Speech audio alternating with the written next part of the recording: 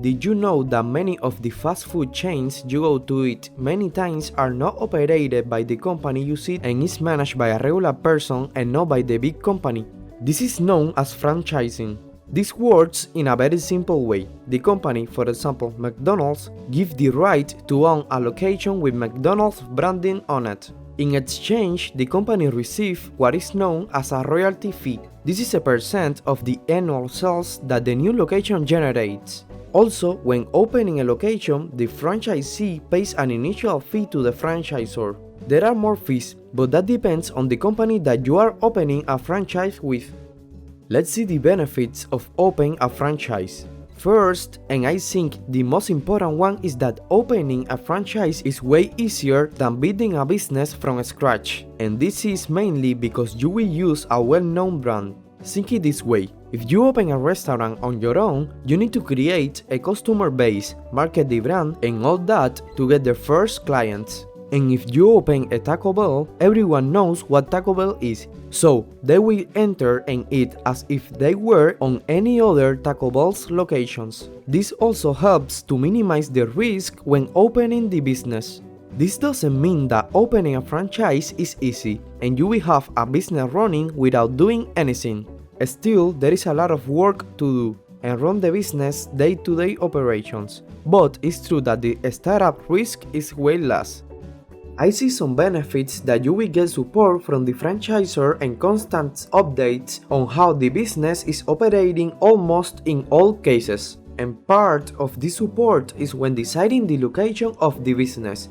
Usually the franchisor, this means the big company, decides where to open the new location because they study the areas and try to find the best possible locations.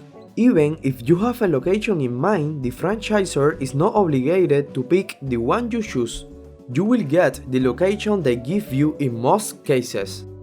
Another benefit I see is that if the franchisee is in the business of selling something, you will get the best prices when you buy inventory because the big company will sell it to you at a bulk discount. Think about it this way: if your restaurant needs 1,000 water bottles, the water bottles company will sell it to you at $1. For example, suppose you have a McDonald's location that needs the same 1,000 water bottles. In that case, McDonald's should provide it to you at a lower price because they will buy thousands of water bottles for all its locations and the water company will give them a bigger discount. So, if the business sells something, probably you will get it cheaper than if you were on your own. Let's talk about the downsides of franchising.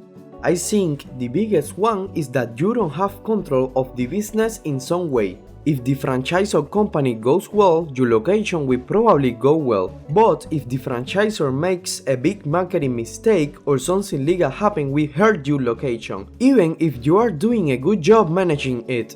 Also, you don't have control over what products get advertised or on the product's prices. The franchisor rules everything and all franchisee needs to follow the rules that they give you.